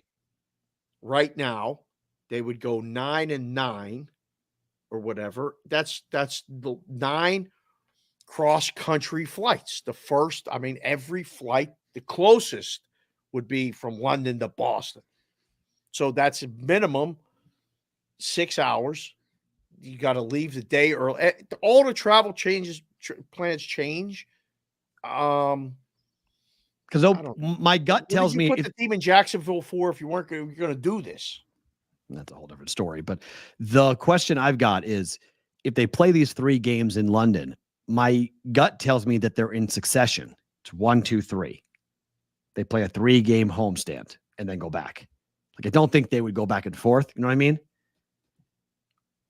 Is that fair? Not really, but I think it's the only way you do it is you have 3 games in London. Play October, you're just in London? Some teams have 3 home games in a row. That's not totally atypical to have 3 straight home games. I guess. So 3 teams go to you. Huge advantage because you got 3 teams making a long international road trip. And you're not, right. Yep. So, I mean, it's not a bad idea, but I mean, 2 and then come back and play somebody for a week and then go back. but that would put them at a disadvantage they would have to have a 3-game roadie. Fair. Back to back, which is a killer. Afterwards. It's an automatic bet but against. You'd go over there. Jacksonville would go, if the 3 teams, you'd be back at home. You'd fly to you'd take on Atlanta and then fly back to Jacksonville, take on New York, fly back to Jacksonville. It wouldn't be like you flying back to London because your time over there would be done. You'd spend, a month over there and come back. I'm for, if we're sitting in an office and Roger Goodell, if you want to come on the show at any time, if anybody can get in touch with him, I'd love to have Roger on to talk about this. Let's play back-to-back weeks in London. Go play a road game. Let's go to Tennessee. Let's take a bye week, and then let's go back to London and get that 3rd game in there. Make it a big event or whatever. That's fine. That's 2 trips in 1 month, and we're done. And then we can just stay home and do whatever. That's a lot to ask the players. We're going to go live in London for 3 weeks. I don't know if that's good or I don't think that's good for the team. No, true. I mean, it's all bad. Everything about this is bad, but London's going to be the guinea pig because they want to. They want to go over there, and if the Jaguars, if Jacksonville wants to have a team, they got to build this stadium. Otherwise, they're going to give the team to London. It's going to happen. It's too obvious. They want to go there. The NFL wants them there. Does London want them? Oh, yeah. All the expats over there? Oh, yeah. 100%. Yes, and you're right. Germany is next. 100%. One team or games? Team in London, team in Germany, maybe 2 teams in London and 2 teams in Germany. Does anybody remember the NFL Europe? Yeah, but that was a long time ago, and that was minor league. That wasn't Patrick Mahomes going over there. This is the NFL. This is the stars. Game internationally. I guess it's fine. It's going to happen. It's going to when. It's just a matter of when. I don't know. I don't think Mexico City will ever get a team. I don't think that will happen. To be quite honest, it's too high up, altitude, and it's not, the air conditioning's not great. It's Mexico. I don't think the NFL will end up go there permanently. I think they could go there time to time and play games, but I don't think they would do their permanent moving over there. Right. Send the Panthers to Germany. Not crazy. Not crazy. That's not nuts. Panthers catching strays today. Not Jason? great. I mean, they're the next team. Jacksonville and Carolina are the 2 teams that would be targeted to be sent elsewhere. Yep, that's fair. Why? Fan base. 1, 2. Stadium sucks. I mean, you saw Adam Thielen. We did the story on the Park Service Tour of the day. One of our stories, Adam Thielen saying our facilities suck. Right. Panthers have the worst facilities in the NFL. Jeez. So, yep. Problem. All right. Before we do Roll Call Friday, Game 6. Oilers favored. Panthers dogs. You heard Jeff Sherman early in the show. Florida money coming in. Sharp money on the Panthers tonight. You agree? Yeah, I do. It's over tonight. It's one of those ones that you've seen so many times, and then you're thinking it, and you're working in a book like Jeff, and you see the bets, and you're like, okay, this is the game they're going to win, because ain't nobody think they can. And it was so easy. All I had to do was go home in Game 5 and just win at home. Just do what you did in Games 1 and 2. And I don't know, give the boys, before you put your roll call numbers in there, your area codes, give them the vote right now, because we'll be on Sports Grid later tonight, live with the chat open, 5 o'clock Pacific, 8 o'clock Eastern, when the game's getting ready for the puck to drop. Who do you got? Is it the FLA or the EDM? I think we're going to get an overwhelming support on the Oilers. Overwhelming. And the book's good with that position. I don't know. You got to go against Connor McDavid if you do it. It ain't easy. This is an uncomfortable lay. It's a short price. It's a very uncomfortable lay. And Nikki said it. I want a Game 7. Selfishly, as a sports fan, as somebody who does content, I want more of what I saw last game. I think we get a great game tonight. Who has more pressure? Oh, that's a great question. I think it's Edmonton. Because they're at home? They're at home. Everybody, for 2 days, you got an extra day in between, has been talking about all you got to do is win one home game. We're going back to Florida. McDavid is so good, blah, blah, blah, blah, blah. How do you know that someone's a gambler? Read this. Heart says Oilers. Brain also says Oilers. So Panthers money line. That's JC from KC. Nailed it. Nailed it. That's the eye in the mind of a gambler. Right then and there. Right. I think this. I feel this. I'm going to be wrong. So bet the other side. Yeah. Yeah. No, she has the most pressure. The Edmonton Flasher girl. She's had a lot of couple days. I mean, it's been nuts. She's mad. Yeah. She doesn't like people coming at her. Well, what did you expect to happen? I think was going to become a viral international sensation. I don't think she thought that when she did that. I don't think she was thinking in her head, I better be careful whipping these out because I'm going to become a thing on the internet. Everyone's going to want to talk to me. She went on Spittin' Chicklets. She did. And she said, leave me alone. With a lot of people watching. And she said, leave me alone. Yeah. Well, a lot of times you have to say what you want to not happen. Like you go on and say, ask me more questions. I'll do more shows. They'll ignore you. You talked about that yesterday. The worst thing you can do for somebody that wants attention is ignore. Yep. Correct. So you come on and say, yeah, I'll do every show you want, this and that. Then they ignore you and you're like, oh, that's, you have to a lot of times say the opposite. Learning this media game pretty quickly. It's pretty wild. But they can't ignore us. Not on Roll Call Friday. Not when all these guys and girls come in here and put their number, 3-digit area code where they live. You got to do it right now, boys and girls, as you vote in the poll, because we're going to call you out. Made the number today. It's really summer solstice was yesterday. It's the 21st of June. It's the longest day of the year in a lot of places. The sun don't even go down. Up in Canada, where we got people that'll check in here, it's like 20 hours of sunlight. Like it's insane. Can't imagine living somewhere where it don't get dark. You ever live anywhere like where you had these long days like that? I could do it though. You could? Hell yeah. Yeah.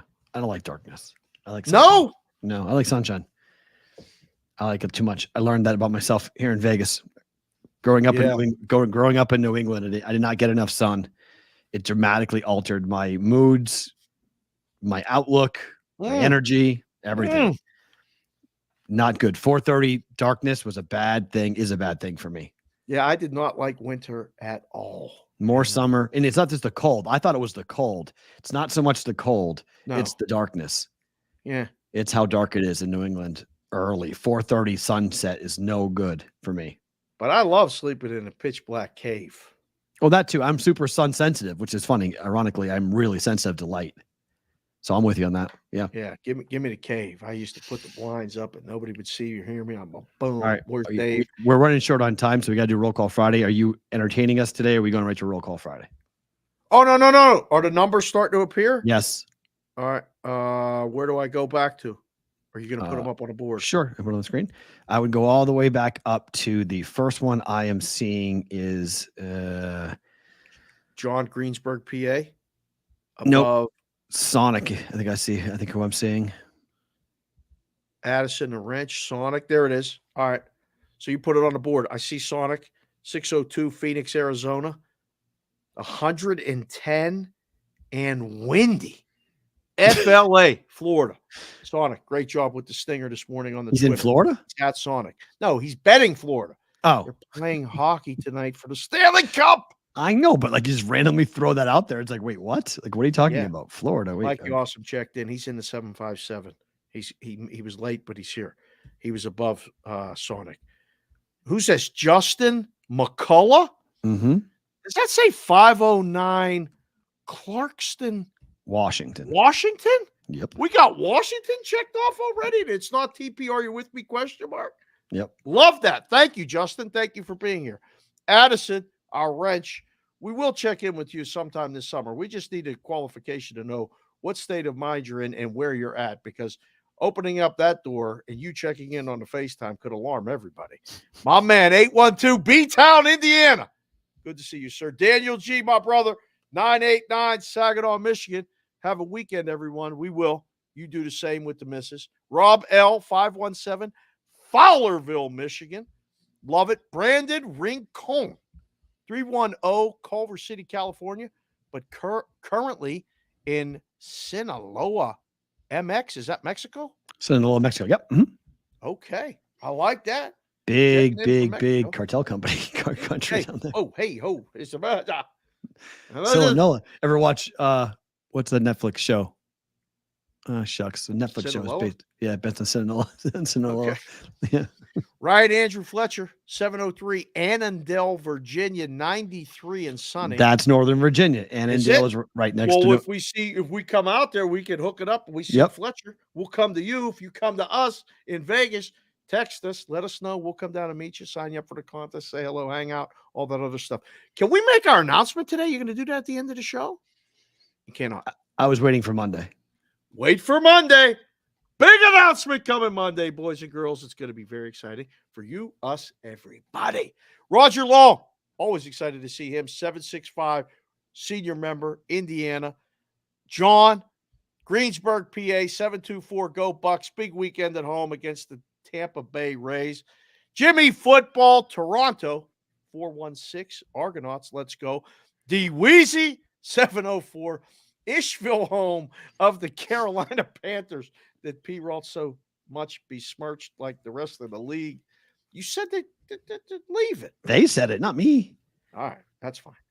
Stevie Anderson, Mr. Anderson, send a text with the things you thought of with the hats. 407 Orlando, Florida, 97 and sunny. Football guy, 97, 717 Lancaster, PA, 95. Poolside with a beverage. Have a great weekend, Brigade. You do the same. Love you, bro. Thank you very much for being here. Joe TFP. The Fat Panda. That must be Joe the Fat Panda. He shortened it up. He had a jackpot. 1,400. 303 Denver, Colorado. Sideways rain in 85. I don't miss the sideways rain. Don't happen enough here. When it does, I still get scared. PB 941 Venice, Florida, 92 degrees. Feels like 100. Enjoying time with my son and his family visiting this week. Always great to see our grandsons heading to dinner. Take a picture somewhere. Congratulations, Mr. Boston guy. Everybody's celebrating down there. That guy, PB, takes these pictures with that hat, vodka tastings, all these other things. We got to get down to Florida, P-Roll. We got to see this guy in person. We had him on the show. If you want to be on the show, you can email the show, askthebbb@gmail.com. Corey Macbeth, 402, Omaha, Nebraska. Good to see you, sir. Alan Spintana, 507, Mankato, Minnesota, 72 degrees and raining all month long. That sucks. Dave's Daily Picks. Write a column every single day. Find him on the Twitter. He's at 317 Lebanon, Indiana, heading to the gym. Already posted a play for the WNBA tonight. Connecticut Sun, LV Aces.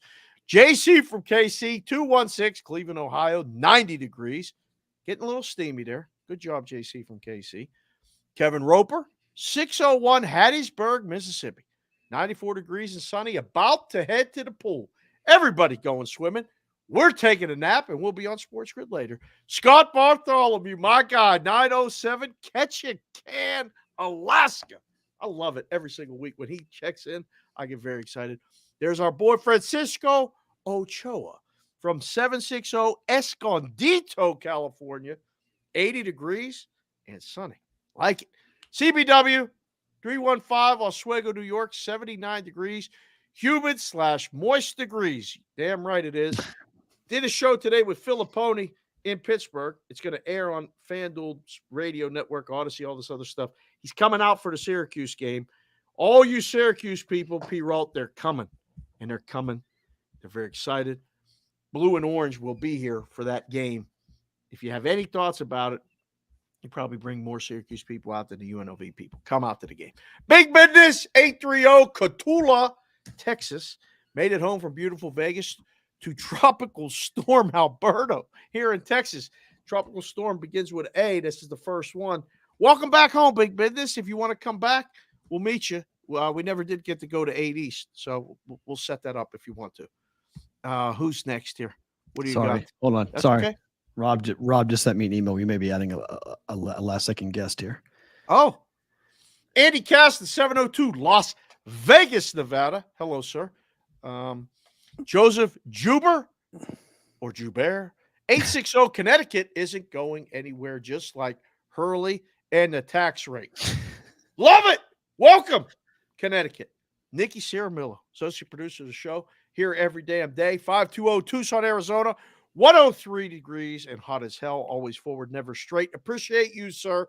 Appreciate you guys and all you guys in the brigade. Love it. What else we got here? D Stout, 19. My man, the farmer. He's working out in the field, doing his work every day from 507 Pipestone, Minnesota. Almost knocked my drink over. That was close. Chef Benny, 401 Coventry, Rhode Island. Got some Hat Ideas Brewing. Happy Parade Day, Matt. Oh, you guys, that's great for all of you. Lena Scrimmage, 705 Aurelia, Ontario, 22 degrees Celsius, 71 degrees Fahrenheit. That sounds nice. Sunset there is 9:07 p.m. Pretty good. I like the 9 o'clock sunset. Even 10 would be okay. There's Whitrock, Kevin Whitrock, looking good in the avatar with the hat, as always. 319 Iowa City, 92 degrees and humid. Vegas, take your heat back, please. We got it this weekend, boys. It's going to be 9 here this weekend. Big heat advisory. JPC the 4th. I saw that picture you posted with the kid at the game. You're looking good, feeling good, keep it up. I can't wait to meet you in person from the 313 Detroit, Michigan. Mikey Awesome, the wrench. In the 571 from the 757 ODU Brigadeville. Looking forward to the brigade. Pull off. If you want to know, if you know, you know. Good one, Mikey. Didn't see that one coming. E-Rod Sean, 703 Centerville, Virginia, 95 damn degrees. Yep, hot, steamy. TC Tim Campbell, 814, holding it down in central Pennsylvania. I'm working on that West Virginia Penn State game, TC. I'm going to need you to pick me up at the airport. Take me to the game. TP, are you with me? Question mark. 206 Seattle, heading to the San Juan Islands. Nice. 80 and sunny. I like the way this guy rides. Good job, TP. Are you with me? Question mark. Ryan Coot, K-O-O, small T, 660 Tipton, Missouri. Thank you, sir, for being here. There's our man, SoCal DJ, 951 Riverside, California. Join the BVB Discord. Go to the BVBshow.com. BVB Brigade growing every damn day. Love it. Rosie on his walkie-talkie, 415 San Francisco. Thank you for being here, sir. There's my man, Pierre in the cut. High fades on the sides, 317 Indianapolis, Indiana, 93 degrees and sunny. Going to come see Pierre and his dad. I'm getting my head shaved in his chair. May have dad do it. J. Dow Betts, 410 St. Michael's, Maryland. See you boys in 1 week. You're damn right you will. Can't wait. Hopefully we get a 2-team parlay Friday night and Saturday. Fights, UFC, all that other crap. J. Dow will be here. Delco Mike, 610. Glen Mills, PA, 93 degrees and sunny. Let's go Panthers. 7-1 future cashers tonight. From your lips to God's ears, all of the above. Santana, 928, Yuma, Arizona. Getting some following down there in the AZ. Look at this. Wow. The Juice right back to back, 480, Ahwatukee, Arizona, 106 degrees. Oh, boy, the Haboob could be incoming. Chris Paddock over 16.5 outs tonight for the Twinkies. Probably a good bet. Lamvu, 714. That's God's country right now. That's the Orange County, California. Very nice there. Chris Covey, 843, Charleston, South Carolina. Good job, Mr. Yes, C. it was Narcos. Yes, thank you very much for that. Narcos, that's the name of the show. Francisco Ochoa. Narcos, yes. What happened? Appreciate it. What? Something popped in there. I saw somebody else pop in there. Narcos, Netflix. Thank you. LL480, Chandler, Arizona. Did I miss the stinger? Which stinger? Which one? Which one? Which one? I don't know. We'll see. Stay around. We may hit it again. Don Farrell, 928, Yuma, Arizona. Holy crap, 107, high of 112. Don't care if it's roll call Friday. It's softball tonight with the boys and the gals and beer. Salute a todos. Hot. Don Farrell. That's hot. Hey, my man, there he is. David, 920, Green Bay, Wisconsin, 70 in thunderstorms. I bet the Alouettes and the Argos this weekend. So far, so good. Have a great weekend. You do the same. P-Roll found somebody to make some shirts, just kind of like you did. We might be in business with shirts, quarter zips, all this other crap. Keep it up. Mark Schilling, 314 St. Louis, Missouri. Excellent. I like when we get the middle of the country there. Underscore the Atom with one of the coolest avatars. Happy for you today, brother, with the Celtics. 303 Castle Rock, Colorado. Nice work. There's Coach Opolka. What's up, boys? Just flew the Millennium Falcon in Walt Disney World, Florida. That's a cool ride. It is. Been on that ride? I've not. I've been to Disneyland. We didn't stand in the line because Madeline had no interest in that ride, but we've been to the Disney, the Star Wars. We made the R2-D2 and we did all the different stuff. We did all that. We just didn't fly the ride. For a Star Wars nerd like yourself, you got to do that. I do. It just, I was with the ex and and at the time, fine. Madeline, I think, was 6 or 5. No explanation needed. Do it now when it's a little more fun and cool. Like, that's good. She may like it now. She may like it now. Yeah. 100%. She's 10 now. One snap, Bonvie. My brother. 519, Windsor, Ontario. Big night for you up there in Edmonton. Heck yeah, Big it night. is. Big night for you Oiler fans. Good luck tonight, Bonvie. I'm only a text away. Get in the chat with me and P-Roll later. Watch the game on one screen. Watch and listen to us on the other. Jerry Klosterman, 319 Robbins, Iowa, 89 degrees, sunny. Tim Cooliros, 2000, Sydney, Australia. Check that box off every single week. Thank you for being here, Timmy. John Serrett, 2 R's, 2 T's, 304 Oak Hill, West Virginia, 92 degrees. Steamy down there. Gio DeWatt, my brother, 949 Seal Beach, watching on the sand with the family, getting ready for a long weekend of baseball with the kid, Lucan. Lucan, keep your head down. Follow through. Don't worry about hitting any more bombs, bro. Like what you're doing. Keep working. Good stuff, guys. Good stuff. Good stuff. That's all of them. So we rolled through them all. That's great. We can even get a couple of things in here before we let go of Sports Grid and Sirius XM. Braves and the Yankees are tonight. Sale Rondon. Chris Sale going to go back into a pumpkin again? So I'm on last night with Ranieri, and we end the show, and we talk about this. Call me Jared 330 Youngstown. Broke my phone today. Happy Roll Call Friday, Brigade. Happy Roll Call Friday. Sorry about the phone. They're expensive as hell. The Braves were favored yesterday. The Orioles put up 2 touchdowns and a field goal against the Yankees. And I said to Ranieri, I said, that line's wrong. That's going to end up with the Yankees the favorite. I like the Yankees in that spot. Thank you. One snap. Sports Grid YouTube channel for the chat for us on Sports Grid tonight during the game. Yes. Oh, yes. I love this. Yankees smash Chris Sale. Chris Sale will shut them down. Gambling, bro. That's what we do. Which is it? Does Sale get smashed or does Sale shut him down? That's why, as the book, you just let these two people, you introduce them to each other, and you say, pay me, I'll hold it. I'll give you back the winner. That's it. Yep. It's a good deal. We'll hold this comment.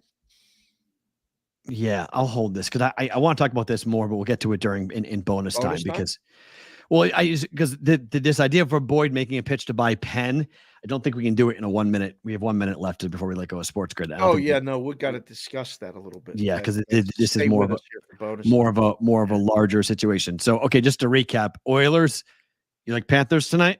I do. I have no idea. I'm going with the first period under, and that's it. I have no idea what to make of this entire game. I thought Oilers in game 4 was right. I thought Panthers in game 5 would win it. I don't know. I have no idea. I really, really don't know. Team that scores first could very well win the game. I think Florida has to score first to win the game. How about that? So no coming from behind. While we're on in game, pause. I heard you say no coming from behind, and I'm just telling you what I heard, and I went. We're still on Sports. I know we're not. I looked at the clock. It's the first thing I did. I looked at the clock and said, "Pause." You said, like why? Go Florida. Florida scores first. I think they win. I think they have to score first to win.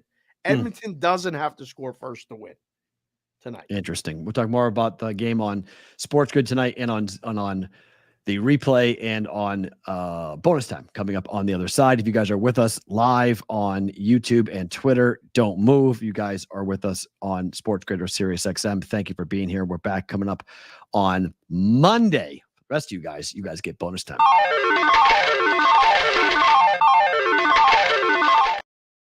Okay. I agree, Chef Benny. Yes, I agree. It was close.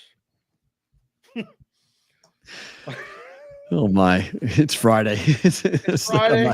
We're coming off the pull-off show. Yes. Okay. Face-off, pull-off quotes. Yes. People asking, "How have you never seen a tractor thing?" I've never I don't seen know. I lived in the Midwest. Okay. Boyd Gaming is making a pitch to acquire Penn. The stock prices for Penn have jumped dramatically in the wake of this story coming out. 10% on this. The other part of this story is that it's now being rumored that Penn is shopping the M Casino here in Las Vegas.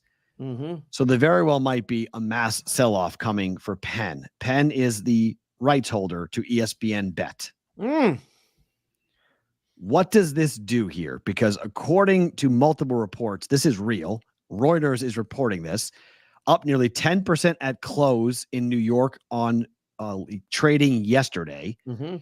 And that it's up to over $20 a share. So now we're seeing some serious movement, and that the M is very much for sale. That the Nevada Independent reporting that Penn is looking for a buyer for the M result.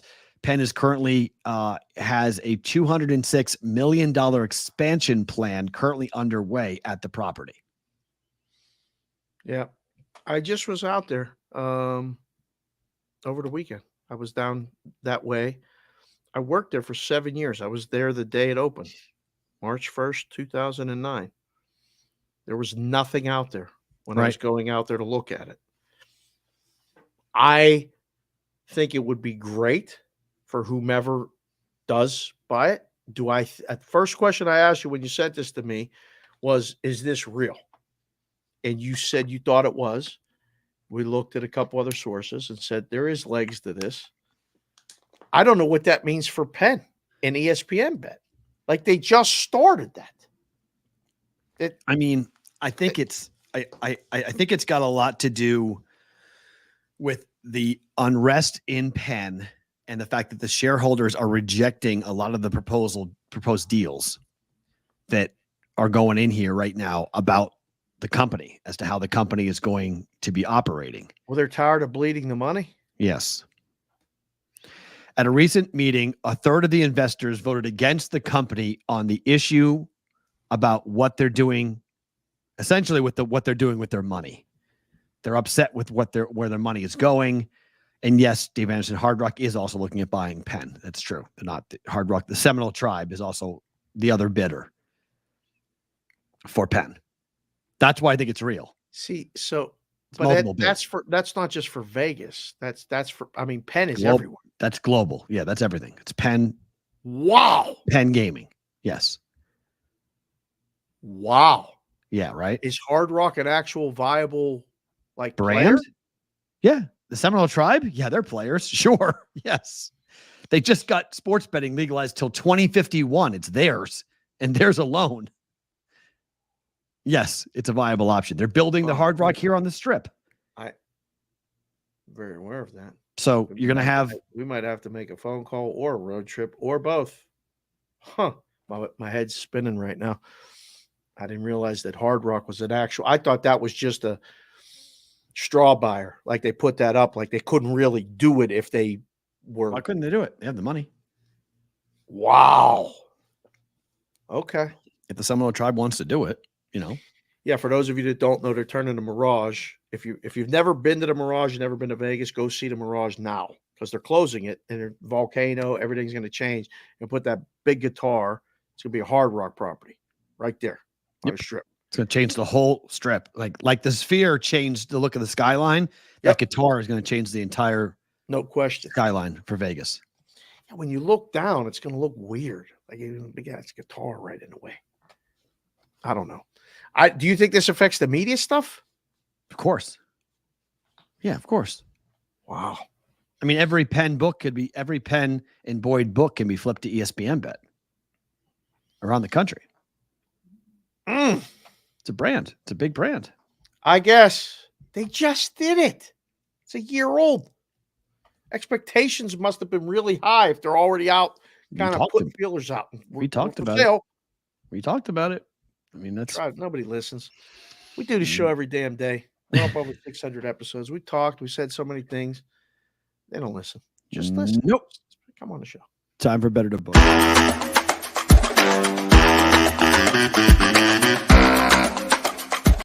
All right, Better to Book It time. I'm going back to the 4-1 mark of the under in the first period for this series between the Panthers and the Oilers. First P under 1.5. Mm-hmm. That's like for all you guys over 50. How many times you get up in the middle of the night? First P under 1.5. I don't know. For the hockey game tonight, I would say bet this, but first period under, second period over. I still think we get a gift. Ooh. I still think we get a gift. Did that they scored 10 minutes in? Did it hit? Which side of the 10-minute mark did they come in at? Oh, last game this hit. Okay. It was 1-0 after 1. Yeah, it was good. It was about the 8-minute mark 8 minutes in or something like that. It was close. I was waiting for someone to drop this. I was waiting for the Hawk Tui to make an appearance. I was like, when is someone going to drop this in the chat? The what? Took us an hour and 46 minutes to get to the Hawk Tui, but we got to it. I knew someone would drop that. What is it? How do I describe this, Covey? How do I? Whoa! I hadn't even put the listening glasses on yet today. I got to settle in and listen to this. We're in bonus time. How do I describe this? Hold on. When you start to giggle and do all this other stuff, I agree. Just let them watch the video. The better point. Just let them watch the video. It's probably better. Yeah, it's probably better just to let you watch the video. Look up Hawk Tui on the internet and you're going to get it anywhere. No, it is not saying it right. Am I saying it right? Hawk Tui. Imagine what you would do to spit.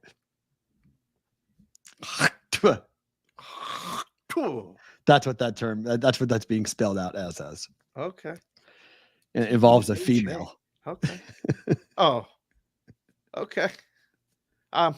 Dave, I mean, do we really need to be that exactly to be that? I'm gonna look it up. I'll just watch the video. I'll look it up. Dave's Daily Picks. We don't need to be this explicit, even in bonus time. Yeah. We don't need to be that. Yes, my dad used to say it all the time. Like I guarantee your dad was not saying it in reference to this. He was not. No, he would say to like spit on that, like that's shit. Poo. That's all. Hawk Tua. Ha! Duh. What? Because you don't know what it's in reference to. I don't know what it's in reference to. I just don't talk about your dad. Don't talk about your dad. Don't. You can't talk about your dad. Right. No. Oh my God. I'm crying. Those of you out there listening to this later, I hope you don't wreck your car. It's 2 days in a row. We've had a laughing episode. I knew what I was talking about yesterday with the tractor pulls and the pull offs and all this other stuff. I have no idea what I'm talking about right now. I really don't. Last time we did this, you brought up the meat curtains. It's all along the same lines. That's fine. Great. We are never getting off of late night. I can't wait for the moment of clarity when Dave realizes what this all means. Double K, I'll see you in about 10 minutes for lunch. 10 minutes at the joint. Powerful women. Oh, all right. Yeah, I agree, Benny. Oh, no. Oh, no. Oh, no. Oh, no. Oh, no. Oh, when you watch this, you're going to go, oh, no, I did not just say that. Yes, it's worth looking up. The Hawk Tui girl is everywhere. Excellent. She's everywhere. Anyways, Vegas over 163.5. Who they even play? She's not marriage material. Either one of you guys know she's not wifey. Oh. Wifey. What? No, she's not. What? She's not a wife material. Oh, they're playing Connecticut. They got Chelsea Gray back. Right. We'll say under. Based on Connecticut, not on Vegas. Vegas team total over. But the game will stay under because of Connecticut. See, I thought about that, but I think Connecticut scores 80 points tonight. Oh, okay. So they move. I mean, Vegas, the possessions are so high up when she's playing. When they're not, she's playing. When they're playing, but when they're playing, I'm just reading tweets. One more. I can't even look at the chat. I love to look at the chat, but I can't look at it right now because one, you're going to make me pee my pants, and I don't want to do that. I almost did that yesterday. So no, I'm not looking at anything you fuckers are saying. Nothing right Red now. Sox, Reds. I'll watch this back on the replay tonight. If we can watch it back on the replay with the chat, usually waits until midnight because we can't figure. If anyone knows how to make sure the chat stays up immediately after the show, email the show and tell us how to do it because sometimes it's there, sometimes it's not. But I will watch this later tonight by myself, laughing my ass off. So I will find out what that means, and then we'll go from there. Red Sox over 9. You like over? Yeah, it's up to 9.5. I like under. Why? You see his pitching? Crawford. Yeah. I like Boston today. We remember to win the game, but Boston's going to 6-2. We can get there. Boston's going to score a bunch of runs, but they're going to give up a bunch of runs. 6-2. Crawford's giving up 3 or 4 minimum. 6-3 is a push at 9. I like under. Over. Book it. Okay. Over. Yeah. Favorite thing about today's what? And yeah, sorry, the Vegas total is 164.5 now. Sorry, it's going up. Sorry. Okay. So this weekend is Savannah Bananas weekend here in Vegas, which is why I wore this hat and I got the other hat. Big family night out. We're all going to the game. I can't wait. So favorite thing about today, immediately after what a week of shows. Like the favorite thing about today is that Friday we've had, it's the dead ass of summer. There's just baseball. And congratulations, Celtics. And there was a basketball, whatever, at the beginning and parade. I know. And there's hockey, and we're going to talk about that and all that other stuff. But we're in the thick of it. We've got guests, people coming on the show graciously to thank all of them. It's been a hell of a week, but we got Savannah Bananas baseball tomorrow. It's the Party Animals against the Firemen. It's the third team. So the Bananas are not here themselves, but it's a lot of the same guys, I guess. See you at the ballpark Saturday night. Yeah, I agree, Nikki. That's pretty good. The Hawk Tui conversation was pretty good. I'll agree. Obviously, favorite thing about today, my city doing its thing. 1 million plus. Yes, sir. Celebrating, throwing it up, having a good time, enjoying themselves, drinking the entire city dry, having a lot of fun. I can't wait to see the arrest numbers. It'd probably be pretty high. So it looked moderate, like there wasn't going to be that. That's why I did it at 11 a.m. That's why they did it. But people stay all the way. You said the travel getting out of there, you just have to be like, oh, fuck it. We're not leaving. Correct. Correct. You're not leaving. You can't. 1 million people in that part of the city, you're fucked. You can't get out. Just walk. Wherever you're going, walk. Cambridge, Dorchester, North End, walk. You aren't getting public. You're not going to find a cab, Uber, or Subway available. It's impossible. And it's hot. If you go underneath, it's all hot. It all sucks. It's just blech. So yes, walk. So everybody there, just stay and drink. It's more fun just to go to a bar. Get trashed. Wow. So things are really going to get loose there. Tonight, tonight it's going to be, police are going to be busy tonight. Yeah, it's going to be rowdy as fuck. Those nights. Yeah, it's one of those nights. One of those rowdy, and it's not just people who live in the city. It's people outside, New Hampshire, Maine, Vermont, Connecticut, Rhode Island, coming to Boston. You get people who aren't used to the city, don't know the ins and the outs. 6 states, not just one. It's 6 states, people coming in. Oh, dear God. So, sounds Looney awesome. Tunes. Sounds Looney Tunes is what it is. Unless you're a bartender and you're in love because you're going to make fucking $500 cash tonight. Sounds like you need to stop. until you watch this, you can't. You have to stop doing this. Because when you find out what the reference is, you're not going to want to do that ever again on this show. It's fine. Oh my God. Get us out of here. I agree. I can't. I can't wait to watch it. Oh my God. This is the craziest. Of all the shows we have done, this might be the most fucked up ending we have had so far. We'll talk to you on Sports Grid, where we can't fucking talk about this on Sports Grid. If you do, I'm going to fucking sign off, because I'm not going to be able to talk at all on Sports Grid if you do anything like this on TV tonight. I'm going to be done. Stop it! Stop! Oh, I got something in my throat. You have to stop doing this. Holy shit. Close the show. Bye. We'll talk to you on Monday for BVB. Good night.